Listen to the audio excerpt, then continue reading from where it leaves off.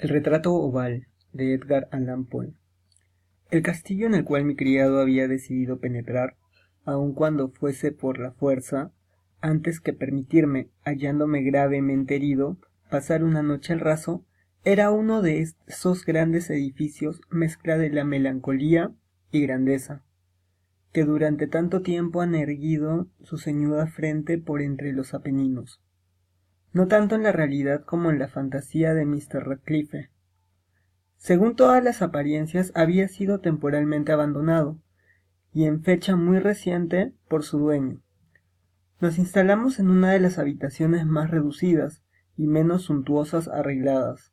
Estaba situada en una apartada torre del castillo.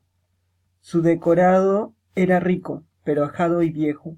De sus paredes colgaban tapices y adornábanse con diversos y multiformes trofeos heráldicos, así como una insólita cantidad de pinturas modernas de gran viveza encuadradas en ricos marcos con arabescos de oro.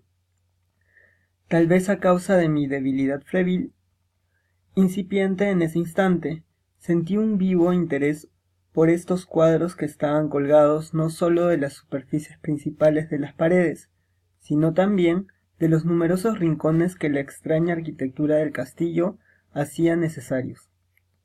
Le ordené a Pedro que cerrara los pesados póstigos de la habitación, puesto que ya era de noche, que encendiese los brazos de un gran candelabro que se hallaba colocado junto a la cabeza de mi cama, y que descorriese de par en par las cortinas de terciopelo negro que también rodeaban mi lecho. Deseaba que se hiciera todo aquello para que al menos, si no llegaba a conciliar el sueño, pudiese distraerme alternativamente en la contemplación de aquellos cuadros y entregarme a la atenta lectura de un pequeño volumen que habíamos hallado sobre la almohada, y que contenía la crítica y descripción de cada uno. Durante largo rato, muy largo rato, estuve leyendo y muy devotamente contemplé los cuadros. Las horas transcurrieron rápida y maravillosamente, y llegó la profunda medianoche.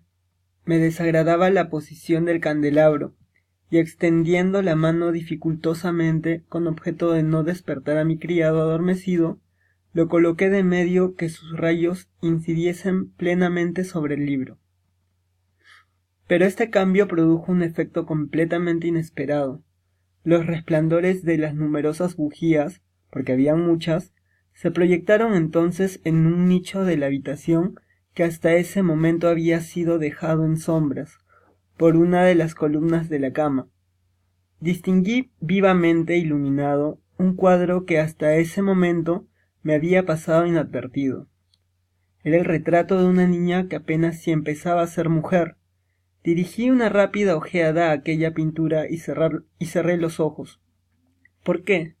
En un principio no pude comprenderlo, pero mientras mis ojos continuaban cerrados, analicé en mi espíritu la razón que tenía para haberlo hecho. Fue un movimiento involuntario, para ganar tiempo y pensar, para asegurarme de que mis ojos no me habían engañado, para calmar y dominar mi fantasía y entregarme luego a una contemplación más serena y auténtica. Pocos momentos después volví a mirar de nuevo fijamente a la pintura. No podía ni quería dudar lo que vi entonces claramente, porque el primer resplandor de las bujías sobre el lienzo había disipado el soñoliento estupor de mis sentidos, y me había devuelto de pronto a la vida despierta. Ya he dicho que el retrato era el de una joven, reducidas a la cabeza y los hombros, pintados según esa técnica que suele llamarse estilo de Vigente, al modo de las cabezas predilectas de Sully. El seno, los brazos e incluso los bucles de sus radiantes cabellos fundíanse imperceptiblemente en la vaga pero profunda sombra que servía de fondo al conjunto. El marco era ovalado, magníficamente dorado y afiligranado con arabescos. Como obra de arte no podía encontrarse nada más admirable que la pintura misma, pero ni la factura de la obra, ni la inmortal belleza de aquel semblante podía haber sido lo que tan repentinamente y con tal vehemencia me había impresionado entonces, y menos aún que mi fantasía, conmovida en su duermevela, hubiese confundido aquella cabeza con la de un ser vivo. Me di cuenta en el acto que los pormenores del dibujo, el estilo de Beinette y el aspecto del marco hubiesen disipado inmediatamente semejante idea y me hubieran evitado toda otra distracción, aun cuando fuera momentánea. Reflexionando seriamente con respecto a aquello, tal vez durante una hora permanecí medio tendido, medio sentado, con la mirada fija en aquel retrato. Por último, satisfecho de haber acertado con el secreto real del efecto que producía sobre mí, me acosté completamente de espaldas sobre el lecho. Había adivinado que el encanto de aquella pintura consistía en una absoluta semejanza con la vida en su expresión, que primero me había estremecido y finalmente me desconcertó subyugándome y anonadándome. Con profundo y respetuoso temor, dejé de nuevo el candelabro en su posición primitiva. Una vez húbose apartado de mi vista el motivo de mi intensa agitación. Busqué afanosamente el volumen que contenía el análisis de pinturas y su historia. Volví las hojas hasta que encontré el número que correspondía al retrato ovalado, y leí impreciso y singular retrato que sigue. Era una joven de particular belleza, y no menos amable que llena de jovialidad, pero malhadada fue la hora en que vio, amó, casó y vivió con el pintor. El apasionado estudioso austero y teniendo ya una esposa en su arte, ella, joven de rara belleza y no menos amable que llena de jovialidad, solo luz y sonrisa, y juguetona como un cervatillo amante y cariñosa para todas las cosas de este mundo. Odiaba solamente el arte, que era su rival. Temía solo a la paleta, a los pinceles y a los desagradables utensilios que la privaban de la presencia de su adorado. Fue pues algo terrible para ella oír al pintor hablar de deseo de retratar también a su joven esposa.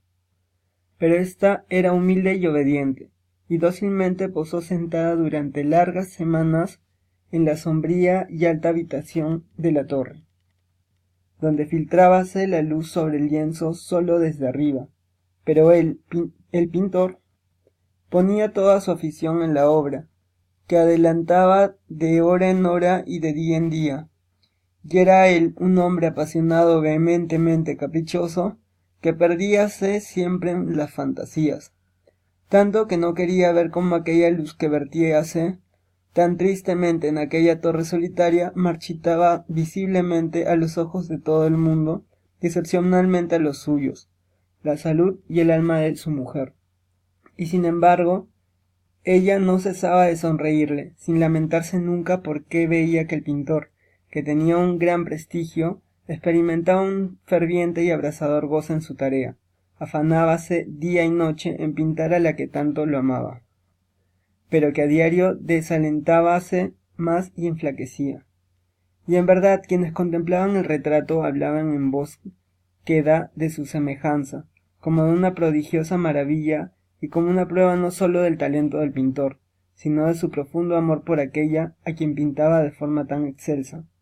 Pero hacía el fin.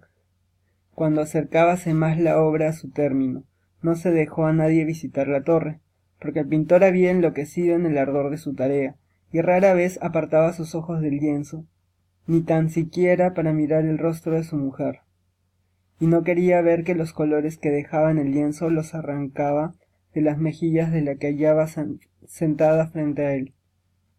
Y cuando hubieron transcurrido muchas semanas y poco quedaba por hacer, excepto un toque sobre los labios y una pincelada sobre los ojos, vaciló el espíritu de la mujer como la llama que va a extinguirse en una lámpara.